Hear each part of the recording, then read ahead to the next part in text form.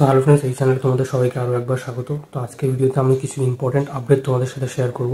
সবার প্রথম হচ্ছে ইন্ডিয়া শ্রীলঙ্কা সিরিজ নিয়ে, এছাড়াও ইন্ডিয়া জিম্বাবুয়ে সিরিজ নিয়ে, IPL 2025 নিয়ে এবং চ্যাম্পিয়ন্স ট্রফি 2025 নিয়ে। তো চলো ভিডিও শুরু করা যাক। প্রথম যে আপডেটটা রয়েছে সেটা হচ্ছে ICC চ্যাম্পিয়ন্স ট্রফি 2025 নিয়ে এবং 2025-এর ICC টেস্ট চ্যাম্পিয়নশিপ নিয়ে। তো এই দুটো সিরিজে কিন্তু ইন্ডিয়ার হয়ে ক্যাপ্টেন্সি করবে রোহিত শর্মা। সেটা কিন্তু BCCI একদম স্টেটমেন্ট দিয়ে দিয়েছে গতকাল। তো স্টেটমেন্ট দিয়ে দিয়েছে যে BCCI রোহিত শর্মা ক্যাপ্টেন থাকবে চ্যাম্পিয়ন্স ট্রফি এবং টেস্ট চ্যাম্পিয়নশিপে।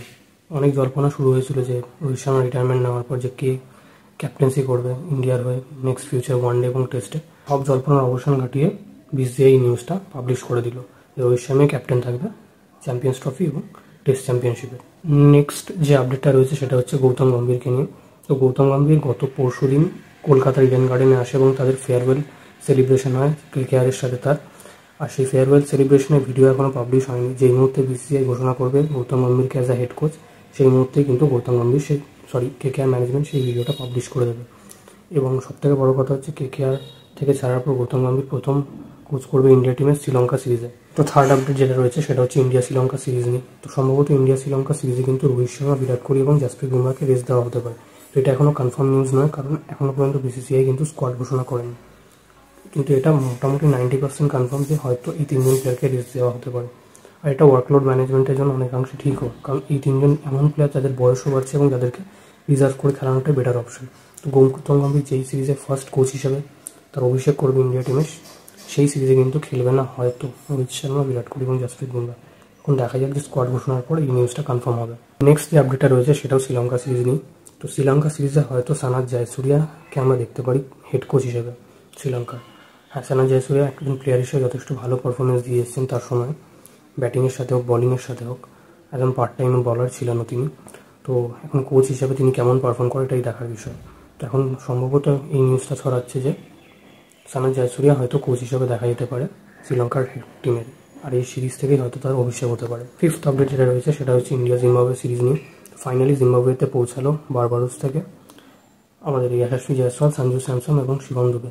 তো এই তিনজনের গুরুত্বপূর্ণ প্লেয়ার রয়েছে এবং এই বাকি তিনটে যে ম্যাচ রয়েছে ইন্ডিয়া জিম্বাবুয়ে সিরিজে, সেই ম্যাচে হয়তো আমরা তিনজনকেই দেখতে পারি। সেক্ষেত্রে একটা প্রবলেম হতে পারে যে ঋতুরাজ গায়কোয়াড়কে বসাবে, অভিষেক শর্মাকে বসাবে না শুভমান গিল নিজে বসবে।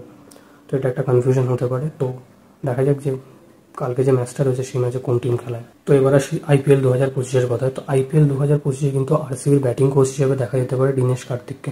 হ্যাঁ, দীনেশ কার্তিক 2024-এর সিজনে রিটায়ার নিয়ে নিয়েছিল IPL থেকে, সেটা আমরা সবাই জানি।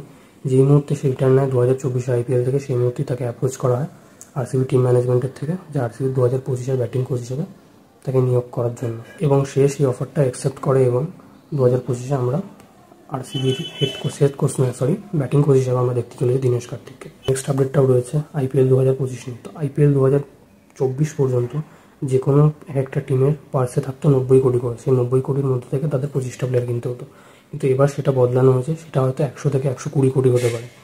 এখনও এই নিউজটা কনফার্ম না, বাট 100 থেকে 120 কোটি হওয়ার চান্স রয়েছে। এবং গত সিজনে আমরা দেখেছি মিচেল স্টার্কের ওর 25 কোটি টাকা খরচা করে KKR। তো সেই রেকর্ডটাও কিন্তু ভাঙতে পারে 2025-এ, কারণ 100 থেকে 120 কোটি টাকার মধ্যে তাকে সেই 25টা প্লেয়ারই কিনতে হবে। এবার লাস্ট আপডেটটা রয়েছে রাহুল দ্রাবিড়কে নিয়ে। তো রাহুল দ্রাবিড় এতদিন ইন্ডিয়া টিমের কোচ ছিল এবং ইন্ডিয়া টিমের কোচ হিসেবে সে ফাইনালি T20 ওয়ার্ল্ড কাপ ট্রফিটা জিতে নিল। But T20 world cup trophy জেতার পর তার কী হবে? সে কি কোচ হিসেবে দেখা যাবে অন্যান্য টিমে? অলরেডি কিন্তু শোনা যাচ্ছে যে KKR-এর টিম ম্যানেজমেন্ট তাকে অ্যাপ্রোচ করে দিয়েছে KKR-এর কোচ হওয়ার জন্য, মেন্টার হওয়ার জন্য।